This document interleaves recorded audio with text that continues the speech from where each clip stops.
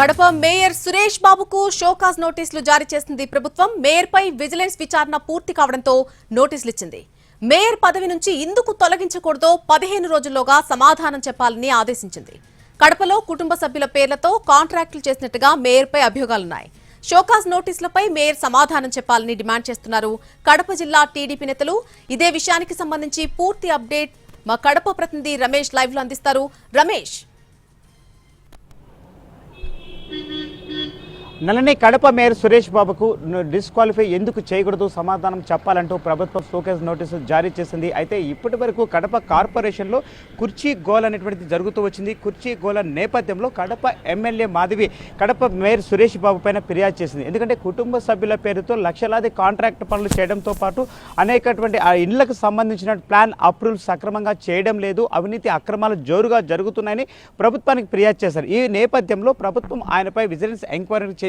ఈ enquiry vigilance enquiry అనంతరం Kadapa mayor తన కుటుంబ సభ్యులైనటువంటి వర్ధిని సంస్థ పేరుతో ఆయన భార్య, అదేవిధంగా ఆయన కుమారుడు పేరు ఉన్నటువంటి ఈ సంస్థ పేరు మీద దాదాపు 50 లక్షల రూపాయల కాంట్రాక్ట్ పనులు చేసినట్టు ప్రాథమికంగా అటు విజిలెన్స్ అధికారులు కావచ్చు, ఇటు మున్సిపల్ అధికారులు కావచ్చు, సో వీరందరూ కూడా వాటిని గుర్తించారు. గుర్తించినటువంటి ఈ నివేదికను ప్రభుత్వానికి పంపించారు. ఎందుకంటే మున్సిపల్ యాక్ట్ 1955 ప్రకారం ఒక ప్రజాప్రతినిధిగా ఉన్నటువంటి వ్యక్తి ఏ విధంగా తన కుటుంబ సభ్యులకు కాంట్రాక్ట్ పనులు ఇస్తారు, నిధుల దుర్వినియోగం మీరు ఎందుకు పాల్పడ్డారు, సో ఈ నేపథ్యంలో మీ పైన ఎందుకు డిస్క్వాలిఫై మేము చర్యలు తీసుకోకూడదు సమాధానం చెప్పాలంటూ 15 రోజుల్లోనే సమాధానాలు ఇవ్వాలంటూ కూడా ప్రభుత్వం ఆయనకు ఈ రోజు షోకాజ్ నోటీసులు జారీ చేసింది.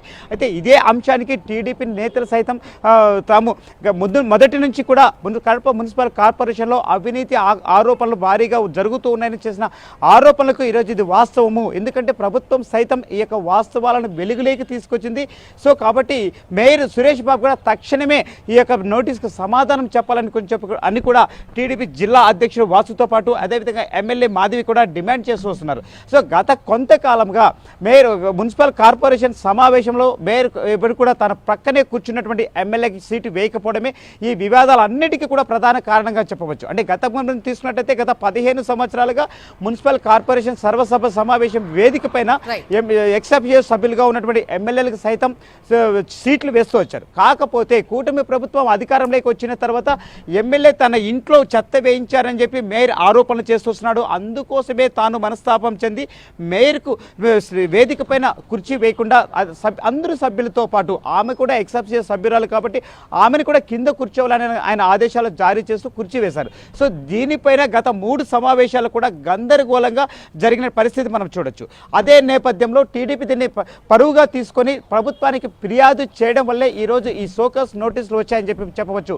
Nalini. Right Ramesh, thank you for the live.